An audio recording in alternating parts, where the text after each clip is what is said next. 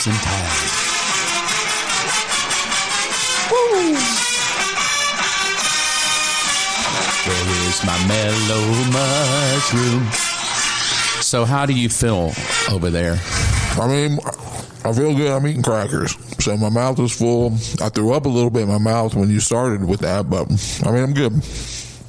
You're eating toasty crackers. Yes.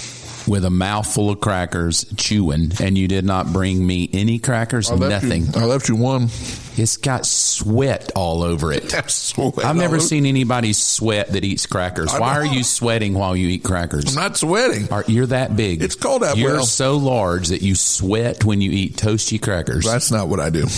Gosh, what does Alicia say about your figure? She loves me and thinks that she loves you just like you are right now. She calls me her sexy piece of man meat. She does. If I called her right now, she would say, you are sexy piece of man meat. That's what she calls me. Is she okay with your size right now? I mean, round is a shape, so I'm in shape. I didn't ask that. I asked, is she okay with your size right now? I would say that she would prefer me to go to the gym. Can I ask you what happened? In what sense? I knew Phil. I knew the Marine Corps in shape guy. Okay. I knew the guy that went on a cruise, and you looked awesome. Yeah. I'm not gay. We've determined that, right? No, if your sister's listening, right, she knows this, right? Right. We do have an affinity of our friendship. We do. And I will say, you were rather attractive as a human male. Last year, going on a cruise, like you and Alicia, like you got down how low? How much weight did you lose? I don't know. I lost right at 50 pounds in a span of like 5 months. 50 pounds. About 10 pounds a month. So what's happened? You know, I'm a goal guy. Give me a goal. I got to set the goal. So the cruise last year, we're going on a cruise in December. So I'm like, all right, I have this long to do this. You did it. I was proud. Yeah. Like every time we go out, you're like, nope, I'm eating chicken and water. Yeah. No, chicken and water. If I have a chicken goal and water or a finish line, so to say, I'm going to hit it. I'm a what happened to the finish person. line? Because what goal do you have now? How big do you want to be? Well, I would like to get What is your goal? 350, 400? I would like to. Because you're headed there. Yeah, no, I would like, you know what, thanks. You're welcome. I would like to get to where I can't wear blue jeans anymore. Well, you're there.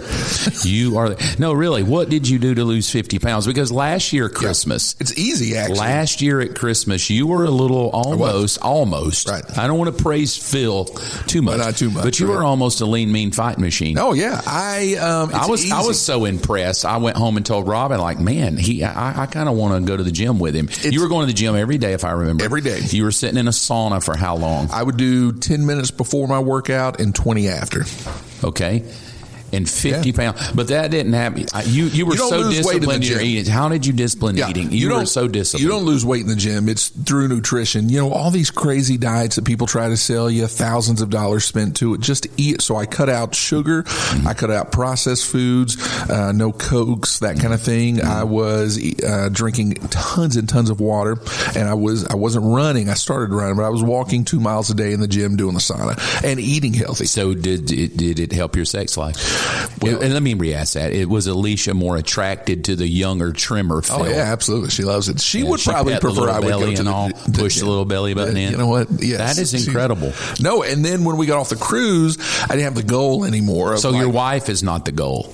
Well, yeah, of course. Well, then why wouldn't you be thin again? You know, sometimes you just take a break. What I want to do is I want to train you. Oh, God. This year, I want to be can I be your trainer? Why do you look in the mirror and then say you want to train me? I'm better than you. You probably are. I am. I don't know. I don't either. But let's don't put me down yet. Let's hold off and let Robin do that. Okay. All right. Okay. I'm saying you lost a football game bet. Are you okay with that? You know, I'm good. Yeah, I'm good. There's a lot of ticked off people today. I was going to say there's so much We're conversation. midweek right after Alabama beats Georgia. There are more ticked off people in the Southeast. Georgia's not in. And Florida State is out. Florida State is out. That ticked me off a little bit because I said to you, you did come to my house. You're the one who did it. I know. You came to my house and sat with me, which I said last week you wouldn't, but you did. I should win a bet. Why? Because Alicia has to study. She probably would have wanted you home, but you did come. Thank you. Robin made some doggone good chili. It was really good. Yeah. Robin is a great host, by the way. She is a great host, right? And so we're going to call her in a little bit because I got something I want to ask her. But we made a bet. You lost the bet. I did. Which we were cool. But I did say if Alabama beats Georgia, it's going to be a mess. I called that one. It was crazy. It's going to be a mess because Georgia can't go to 4 because Alabama beat Georgia, Texas beat Alabama. So you're going to have to put Texas in 4. So I think I actually picked Florida State, Michigan, Washington, and Texas. Yes, that was my 4 as well. Those are the 4 I had that I thought were fair. Yeah. And the reason Texas is Texas beat Alabama, and the reason not Georgia is Alabama beat. So I was good with that. Yeah. And then Sunday after church, boom, I get in. Yeah. And then I'm like, well, who did they kick out? And Florida State. The undefeated ACC champion. That was stupid. Like, I don't even get that myself, and I'm not a big football pro. There's some mad people out there. I'm not a big but I said all that to say you owe me Mello. I do. I owe you Mello. But what I want to say back, if you'll let me train you. What does that mean? I won't make you. Are we talking a detailed out plan? I want to get Skinny Phil back to help Alicia. It's all for Alicia. It's all for Alicia and your children and your grandchildren, because many people don't know you're about to have a little grandboy. Oh my gosh, I am. I'm going to be a granddad to a grandboy. Right? You found out last week it's going to be a boy. Yeah. So a little Flick Anderson running around. But his name's not Anderson. What is it? It's going to be Davis. Flick Davis. Running around, a little professional football player, but you won't be able to go out in the backyard and throw with him. You're like, granddaddy's shoulders hurt. No, I can always. I do that with my girls now. I go play soccer with them. She'll be like, Nina, Poopaw, he can't come outside and play. And she'll be like, yeah, his feet are swollen. His diabetes has got him at. I don't want that for you. I don't want that for me. I want to train you. I'm healthy. I have asked my wife and kids, can I train them? Nope. Well, I'm willing to train you because you look at you. No, I'm willing to help. Okay, sculpt you into your dress blues. Why do you still have your? Never happen. Never happen. It could happen. No, it could happen. No, absolutely. So those are form fitting. I was a size 28 waist in the Marine Corps. I can 28. Get you there. No, I can get you there. It's impossible. 28 waist. Little Marine Corps field. No, that's all I'm asking right here. I'll let you off the hook for feeding me. I would rather just pay the $50 and buy you a pizza. Okay, then all right. So stay fat and unhealthy. Are we talking a detailed out plan? I'm talking about Do I have to go to the gym I'm talking you? about you showed up the podcast stuffing yourself with crackers, wondering why your pants don't fit. You know what? And I'm telling who went to lunch and who didn't go to lunch today? I went to lunch. Yeah, who didn't? You. Yeah. But you're eating crackers like that's going to help. They're healthy. It's not going to help. They're enough of you. Enough of your diet. Enough of. Are you good with football? Everybody's ticked. Are you ticked? I don't really have a dog in the hunt because I hate both teams and I don't really root for Florida State. So both Georgia and Alabama, I could literally care less. I was actually hoping that Alabama would win and there would be no SEC team in. That's how much I don't like Alabama or Georgia. And so, you know what? If now that you guys are in, win it all. I want to win it all. Yeah, I'm going to win it all. I already feel like. Let's bet. Double or nothing. Oh, my gosh. You owe me a mellow mushroom. I know. What? If Alabama wins national championship, I get to train you this year. Oh, my God. Come on, right across the table. Okay, I'll make that bet. We're shaking. Shaking across the table. You good? Yeah, I'm good. If on they the win podcast, the national championship, if we win national championship, I get to train. No mellow mushroom. You get to get me screaming at you to get skinny. Hey, little fat flick. Fat Phil. I'm just going to call you fat so every time we go in the gym. Hey, little fat so. You know, it's probably. How much do you weigh? Be honest. I'm at 290. Okay. So you're bigger than me because you know what I'm at? What? Now, let me ask you. No, God, no. I'm at 228. You are not 220. 226, 227. Maybe when you were in middle school. No, right now. You're not 220, are you? Yes, I am. So I want to ask a question. I'm 80 pounds heavier, 70 pounds heavier? Yes. Well, come on, be fair. At 70 pounds of that's your calves. That's true. Right? That's true. 35 in each. 35 in each. I mean, you're talking a big boy down below in the old calves. That's true. So let me ask you a question real quick. Enough of your weight. Okay. It's evident you need help. Okay. I'm willing. If I win, I'm helping you. If not, I can't help you what you turn out to be. Right. If Alabama loses. But I'm a little hurt at you. At what? I don't know. I need to be honest. It's been bothering me. What did I do? It was kind of hard to watch the game with you. Why? Because I found out something's happening in January for you.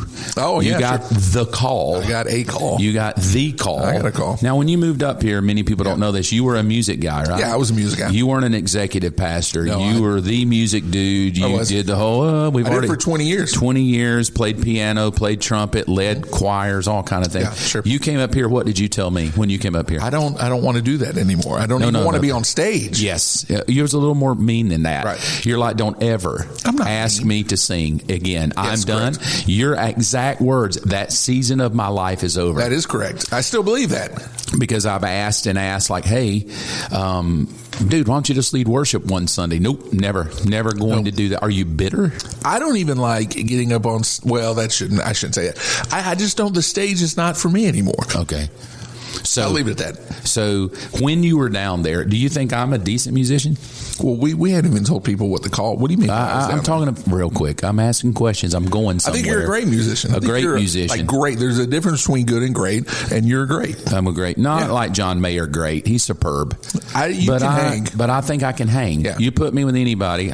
Old Chuck can pretty much and hang. I would have no, if I put you anywhere in the band, I would have no issues. Yeah, I think I could hang on guitar, bass, maybe mandolin. I'd have to practice a little bit. Banjo, even keys a little bit. I could do keys, especially church keys. It's not hard. 4 chords. But you never one time asked me to come play on your team or your band, did you? I'm asking a question. No. Did you or did you not ever ask me to bring my guitars or guitar or bass and play on a praise team with you? Yes. Never. When we were in Savannah, you were on the worship team.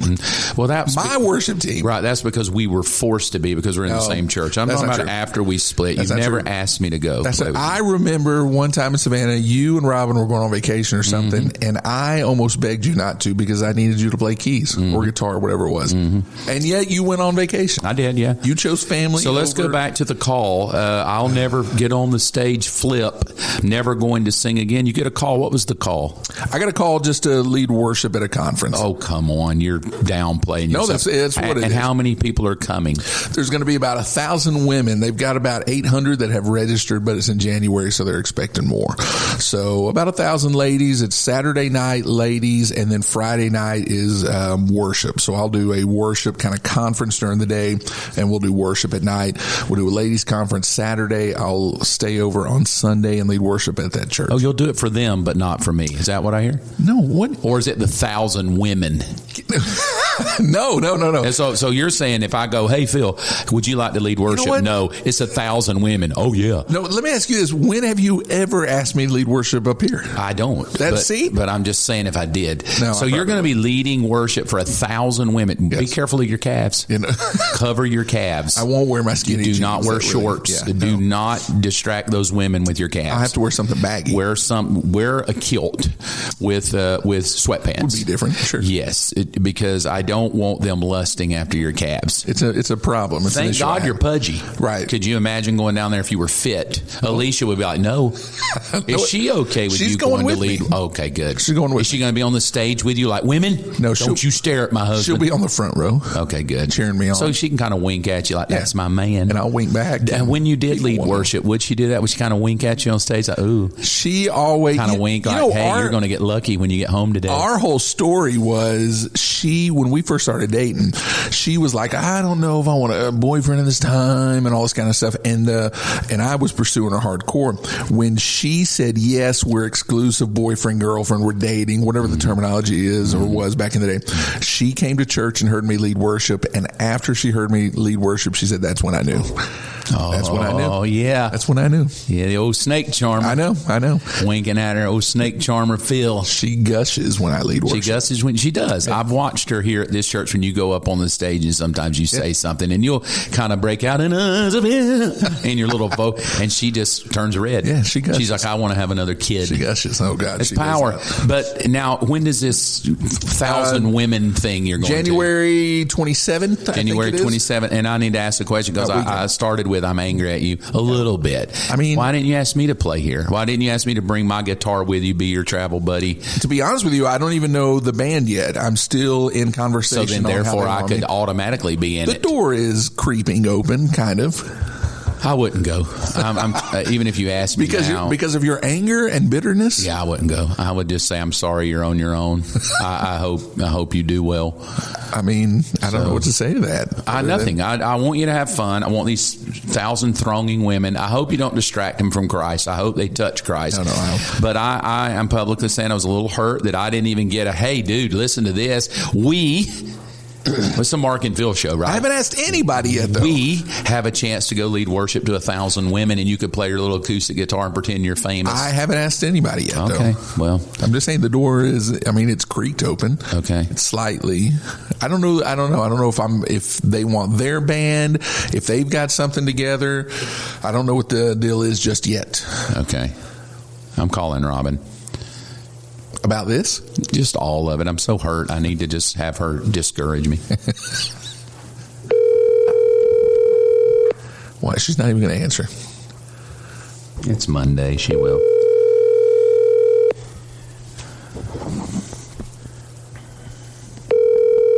Nope, I don't think so. It's I usually guarantee if she doesn't answer, it's just something with the dog. Your call has been forwarded to voicemail. The person you're... It's something with the dog or the kid. Yeah. So there's always something going on with Stella or Rooster. Right. And so I have no clue. So I will say this. When I was over at your house watching the game, Rooster was somewhat behaved.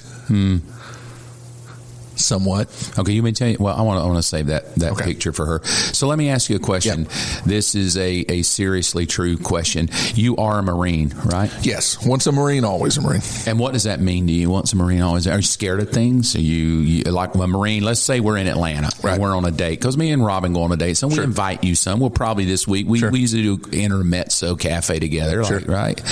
We're walking down the street and it's dark. Are Right. you nervous as a Marine? I don't think nervous has anything to do with it. I'm confident in my abilities to be either intimidating or know what to say and how to handle the situation. So really, if something came up, you'd be like, I got this. Yeah, I want to be. I could get behind you and go, hey, little pudgy Phil. Yeah, I want to be the protect guy. me. I want to be the guy out front. I don't want to be the guy. That's what I always think about Yeah. you. I'm like, the good thing about having Phil is you'd take a bullet. Yeah, of course. I'd take a bullet for you. I like that about you. I mean, like, in the leg or the Yeah. meaty part of the thigh. right, because other I've than told that, Robin, I'm like, honey, will you take a bullet for me too? Phil will. She's like, what?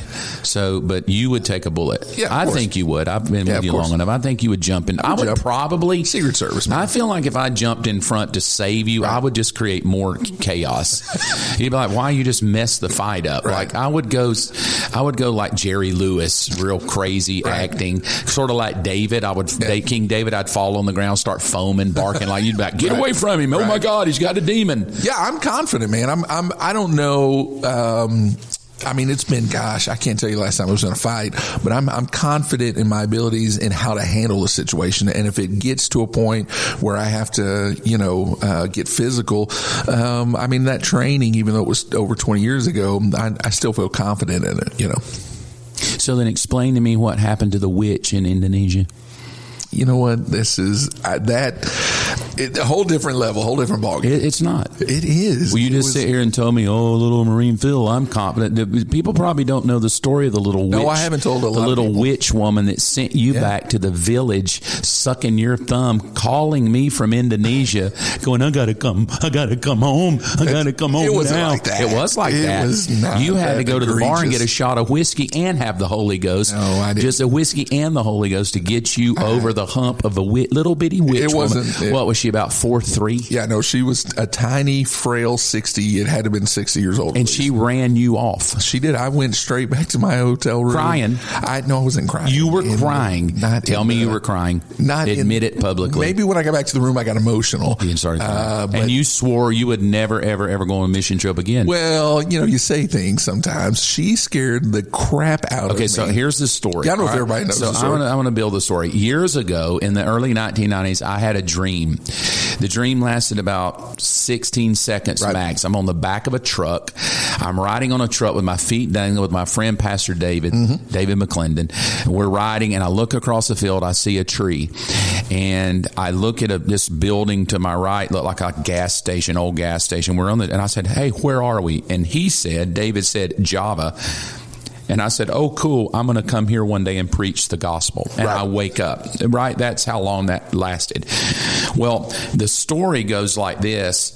I didn't even know what Java was. It was just a weird dream that I never forgot. I never forgot the dream. So fast forward a few years, I'm sitting around a Christmas party at a church where I'm on staff. And I'm on staff at this Christmas party, and they say, tell of a dream. And so I said, well, I got a dream. We all go around the table. It gets to me, and I said, well, I had a dream, and I was on the back of a truck. I looked across the field. I saw a tree.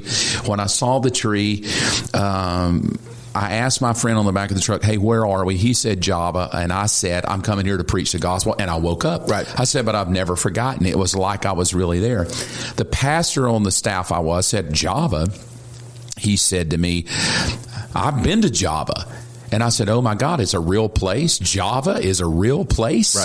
And he goes, yes, it's in Indonesia. I've been there before. Well, immediately I start freaking out. Like, how could I dream of a place I've never heard of? Right? I've never heard of Java. How could I have a dream about somewhere that exists that I didn't even know existed? Because there wasn't Google back then. I couldn't Google what is Java. You had to go to Encyclopedia Britannica. So over the holidays, living in Tennessee, I'm at my parents' house for Christmas holidays, and my mother has Encyclopedia Britannicas, right? So I open it up and go, Java, let me go look it up. So I flip, for you young kids, that's a book with knowledge. You might need to explain that. So I flip over the encyclopedia and I turn to Java, Indonesia. Guess what? They have a little picture. And you know what the picture was of? Of the tree? It was of the tree. The same tree in my dream is the tree that is now in the Encyclopedia Britannica in a town or a country I've never even heard of. So now I'm freaking out. My heart's kind of pumping like, wow, this is weird. Well, it gets strange. You ready for it to get a little more strange? I am. So it gets a little more strange is that I'm flipping through the TV, and as I'm flipping through the TV, I hear some praying going on, and it stopped because I thought that sounds like my prayer language. Like I pray in the Spirit, right? And I thought, gosh, that sounds like me praying. So I stopped on that channel. Well, when I stopped on that channel, it was at a commercial, and it comes back and it says, welcome back to our documentary on Java, Indonesia. Wow. Right?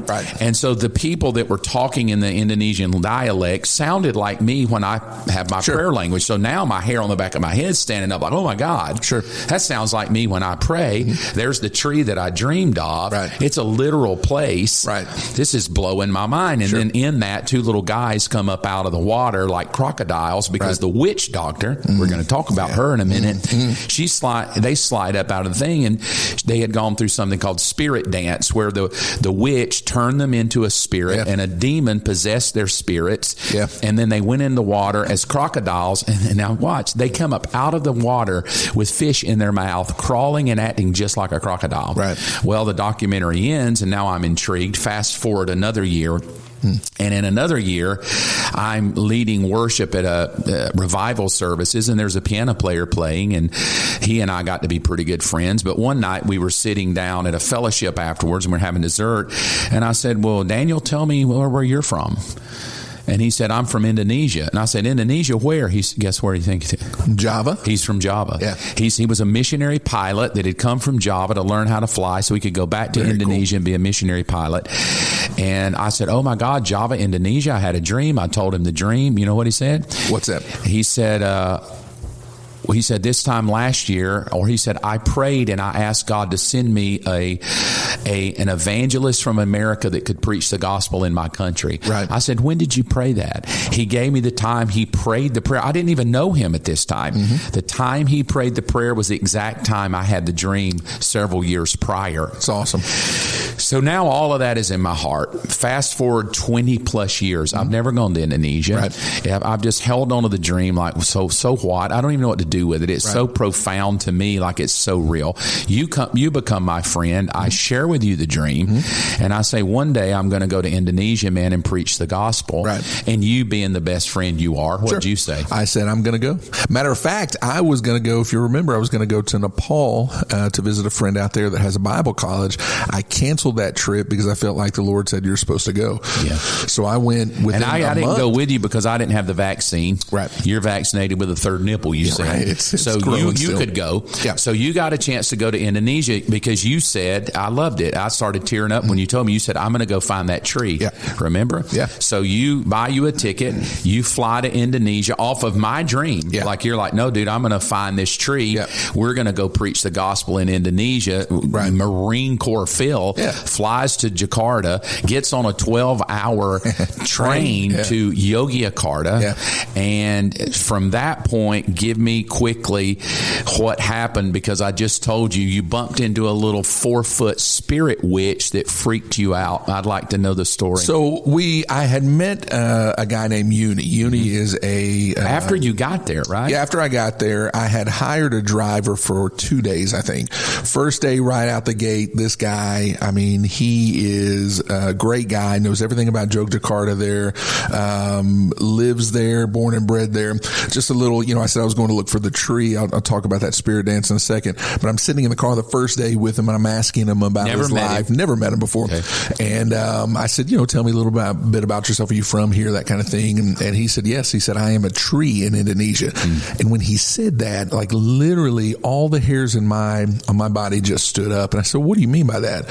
And he said, well, I know people here. People know me. I've got a great family. I am like a strong tree that's planted in Indonesia. Stop right there. Yes. So I have a dream of a tree in Indonesia. I'm going to go preach the gospel. Had you ever been to Indonesia? No. Well, in the Marine Corps, yes, but it was about 12 but hours. Never like for a mission. No. You've taken a train over 12 hours. You meet a guy you've never met. You sit down. Your first conversation is he says, I'm a tree. That was crazy. What happened after that? So I spend the next couple of days with him, and I said, hey, I want to get off the beaten path. I want to meet people. I want to know the culture, that kind of thing. So he takes me to a place. He says it's like a fair in America. And he said, tourists don't come here. And I said, yeah, that'd be great. So we go. And when we go, the car pulls up, and I'm telling you, man, the second I opened the door and put my foot on the ground, it was like my spirit man was like, yeah, something's not right here.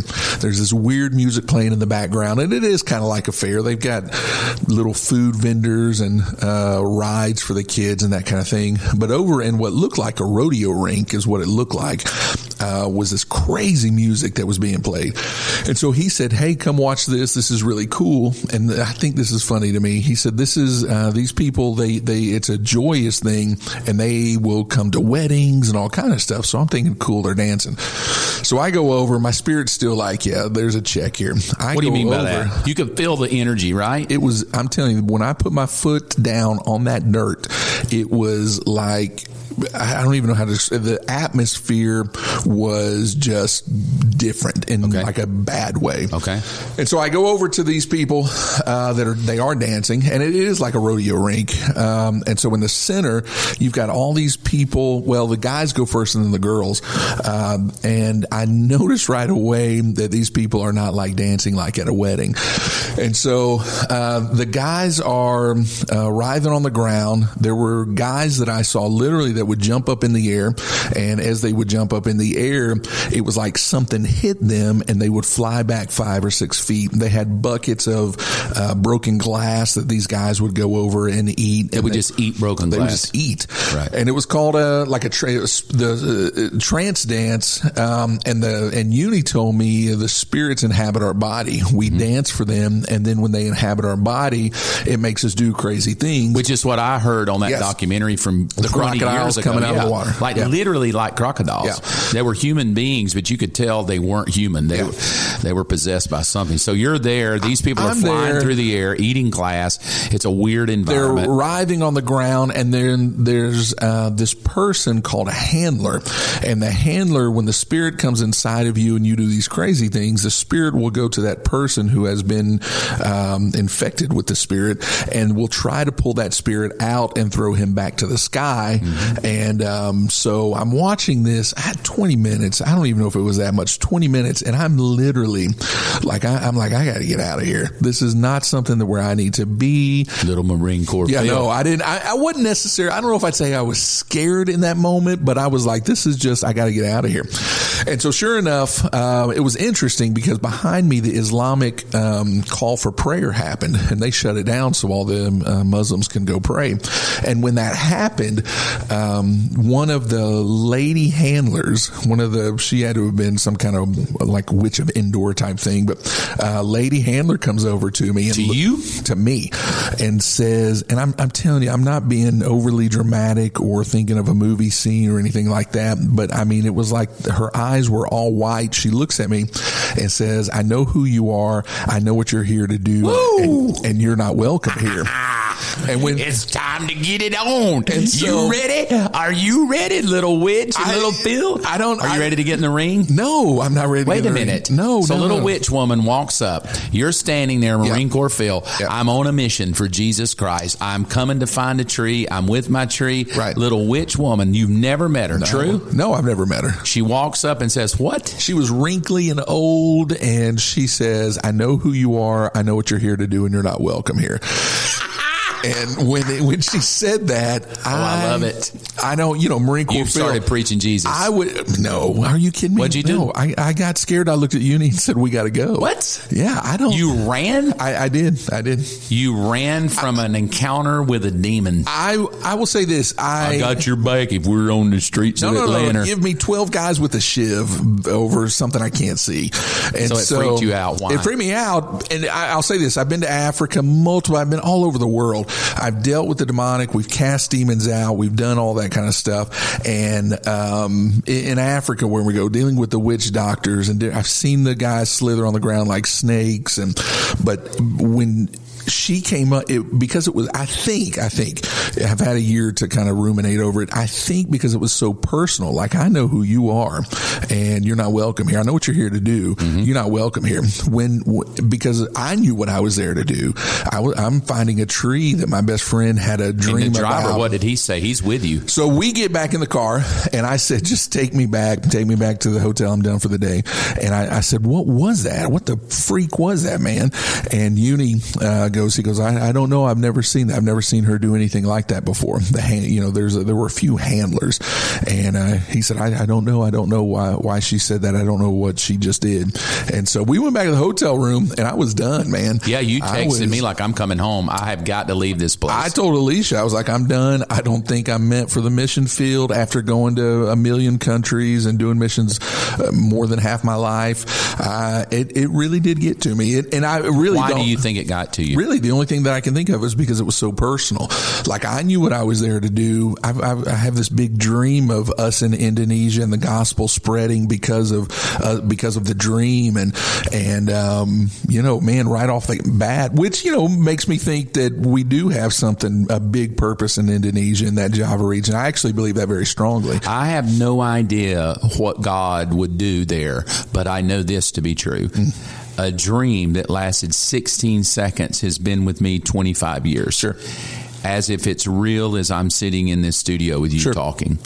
And me sitting with my feet dangling on the truck, with the tree, with the language they speak, with I'm coming here to preach the gospel. And then you take it upon yourself to go. And the first guy you meet out of millions in Indonesia that you could have met. Yeah. And you took a 12-hour train ride on a random stranger. And the first conversation he has is, I'm a tree. Yeah. I knew immediately it was a divine thing. Yeah, I do too. I knew immediately this is not just an ordinary mission trip. It's not just let's go somewhere and help poor people. That there was some divine thing in the cosmos of God's plan, his eternal plan, to capture this kid named Uni.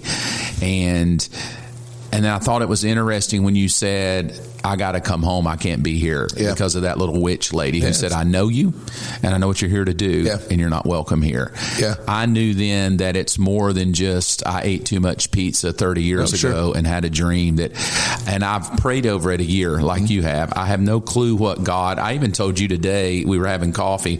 I said, I don't know why God would give some American kid a dream about another country that I didn't even know existed. And the only time we ever went, I didn't even go. And the first human you met there labeled his own self as a tree. Yeah. And you didn't tell him your story. No, it was kind of crazy because when I went, I went and that's what I had told, in praying. I told the Lord, I'm looking for this. So order my steps. And I'm thinking, cause I'm there for 2 weeks, I'm thinking I'll go left when you say left, right. And so I'm thinking this is going to take a while. It was literally day one at lunch when I was asking him just questions, and it was literally like the Lord slapping me in the face going, here's your guy, now work with it and go. I want to ask you a question and I want to end with this, but it's going to be deep. Okay. All right.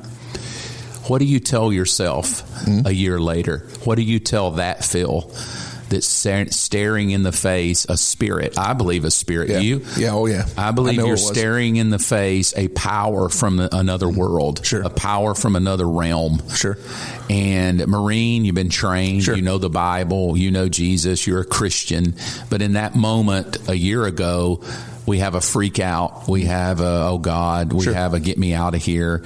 What do you tell that guy today, looking back? I really wish I hadn't have just completely left and gone back to the hotel room. I wish I would have stayed my ground and not done anything crazy or fight or anything like that. But I wish I would have stayed my ground and even had a conversation there. I don't know. I wouldn't say necessarily it's a regret, but I would tell that Phil to be the spiritual Marine that you're supposed to be. Stand your ground and keep going farther. And I wish I would have done that with everything in me.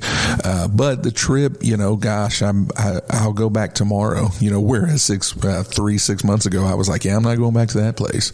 But I believe there is a divine. I believe with everything in my heart. I believe there's a divine connection, but there's something big that we're supposed to do in Java based off your dream. And I have not thought about that dream in over 20 years. Yeah. And the last year of my life, it just won't leave me alone again. Sure.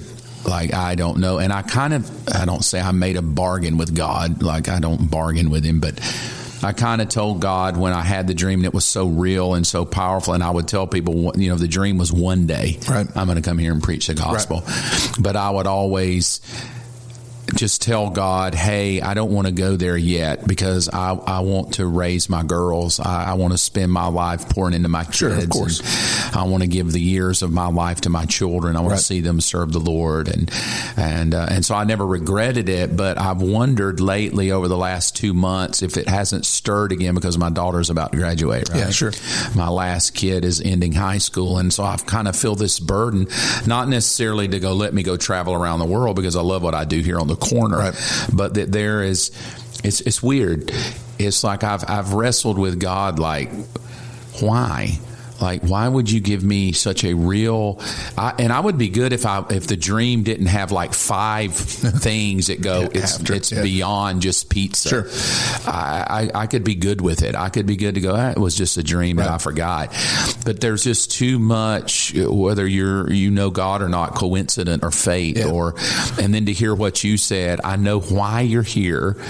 And you're not welcome here. Yeah. And I know who you are. Sure. I think there is a truth to the spirit world that so many Christians today probably walk around Atlanta with their shoulders held high thinking, I'm a great Christian. Yeah. I love God. I read my Bible and yet have such a disillusion to the spiritual battle. Yeah, sure. We play with the devil. We play with darkness. We act like darkness is no big deal until you meet it. Yeah. Until you meet darkness. And when you meet darkness, you realize you better realize how big Jesus is because you will realize quickly how small you are. Yeah. It happened to me one time in Tres Palos, Mexico. Freaked me out too. I can't even explain the word freak out more than that. Yeah. I was praying. We were doing street evangelism and I laid my hands on a man that had come up for prayer. And when I touched his head, it was as if I heard every perverted thought a human being could hear about Jesus, not about me. Sure. It was just perversion from Mary's virginity to Jesus to him to stupidity of the whole thing. Like I'm hearing it as clearly as I'm talking to you. I so freaked out. I was like you. I froze. Right. I just froze. Like I didn't know what to do. I felt like a loser. I felt dirty. Yeah. I felt like I had no power, no ability. I finally had to go to the missionary that was leading the whole thing and just download it to him. And of course he began to encourage me like, hey, this is what they're big spirits out here, right? Sure. Like I'd always heard about them, and I think what I noticed today in a culture of young people, and I'm going to go 25 and under, what I've experienced is that we're dealing with a generation that knows not the true power of darkness. Yeah, sure. We play with it. We just play with it. Yeah. We play with the darkness. We play with the perversion. We play with the open doors. the things that we allow in our life, when we don't understand that there's such a power that knows, when we try to walk in the authority of Jesus, that knows our name. I think it's destroying marriages. I think it's destroying gender. Absolutely. It's destroying kids. Sure. Parents are pulling their hair out going, I don't know why my child doesn't want to come to church. I don't know why my kids don't want to serve the Lord. Marriages, I don't know what's wrong. We've tried everything. And I'm like, yeah, okay, I get it. But there is a place that you have to get out from just the nitty gritty of life and what book you can read and what counselor you can go to, and realize we're in a war. Yeah, sure. And man, when you hit it, it is a real war. Yeah. And I love to hear, what you say, because I think it inspires me to understand that sometimes we can kind of rest in our own laurels and our own accolades until we hit darkness. Sure. And then we realize without the help of the Holy Spirit, we are a weak, anemic people. Yeah, sure. Right. And I don't think a lot of God's people know how to do that warfare. Sure. To know how to stand against demonic powers and demonic things and the darkness that comes. I'll end with this. We'll call Robin next week, but I'll end with, I've watched my wife over the 33 years we've been married, when darkness hits our home, right? Comes against a kid, comes against whatever. I've watched her retreat to a place of intimacy with God. Yeah, sure. And she'll say, I'm going to fast and do warfare for my kids. Sure. And she's won every time. Yeah. It's been the most sovereign thing, because I think a lot of parents today don't know how to war. Yeah. We just pout and whine, and sure. we don't know how to go to battle. Go, no, I'm not going to let darkness have my kids. I'm not going to let darkness have my marriage. When I went through the hell I went through, Robin didn't run to the bottle. She didn't run to other men. You know what she did? She found a farmhouse that was empty that some friends let her use, and she went to that farmhouse and she spent days pressing into God, doing warfare for her husband. She could have easily said, screw him, he's messed up, God, and just blamed whoever, but she went to do war. Yeah. And so what I want to challenge people today is, this is a time we need to prepare for war. Yeah, we're in the middle of it, don't you think? Yeah, absolutely. We're in the middle of it now, and a lot of people don't have any bullets. A lot have no power. We're caught up in lustful, carnal things. Sure. I was talking with some young adults not long ago, and one of their comments was like, wow, man, every young adult I know, man, and just getting drunk and drinking and just partying and not even, hooking up, like, sleeping with their girlfriend. Like, it's just no big deal. Yeah. And I'm like, yeah, well, it's a dark world, right? But yet we're just blind to the darkness. We tolerate it now. It's the norm. Sure. Darkness has become the norm. It's why probably all those people in that pit that day, that was normal. Mm-hmm. It was normal to eat glass and watch people be thrown 5 feet back. Your own comment is you saw a human being fly through the air, right? While going the opposite direction. Yes. I mean, like flying through the air.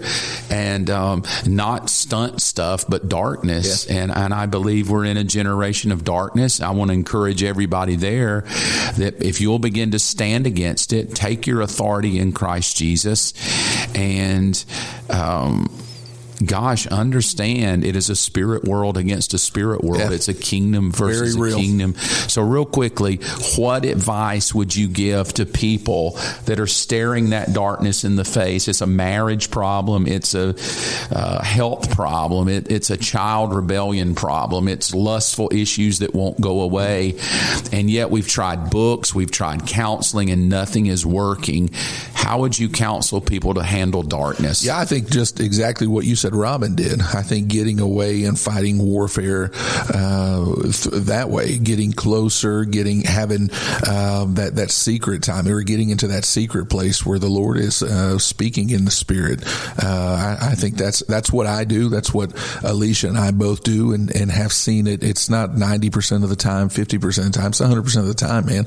Get away fast, get alone with God, get to that secret place with Him, and fight that warfare there. And I promise you'll be victorious. victorious over it. Yeah, I find that to be true. So I want to encourage you with this. I want to encourage you that we're in a war. It's an all-out war. It's nothing to be played with. It's a war of darkness where every demonic spirit knows your name, your marriage, your children, and is working overtime. And I will say this to you, pouting, whining, posting on Facebook, Googling articles to try to figure it out is probably the least of your concerns to go. Take it to the Lord. Begin to do warfare. Begin to quote scriptures over your children and your family. Take authority over any spirit of darkness. A simple prayer. I take authority in the name of Jesus over any spirit of darkness that has tried to come against my family, to stop us, to ruin my children. I'll tell you what Robin has done, and maybe this will help somebody. On our bathroom mirror, she's written about 6 long lists of prayers.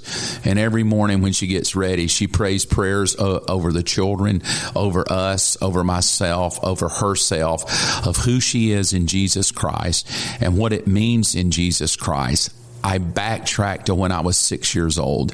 When I was 6 years old, we lived at 105 Cleveland Court. My dad had on his bathroom mirror, it was a long list, and it said this: through the blood of Jesus Christ, and then it had a list of about 50 things. Through the blood of Jesus, I am whole. Through the blood of Jesus, I have all my needs met. Through the blood of Jesus, my marriage. My dad would read those every morning as a little small kid. I thought, he's just kind of strange, right? But I did not realize that he was doing warfare. He was reminding himself of his authority in Jesus, sure, and how he had authority over every bit of darkness, and he walked in it.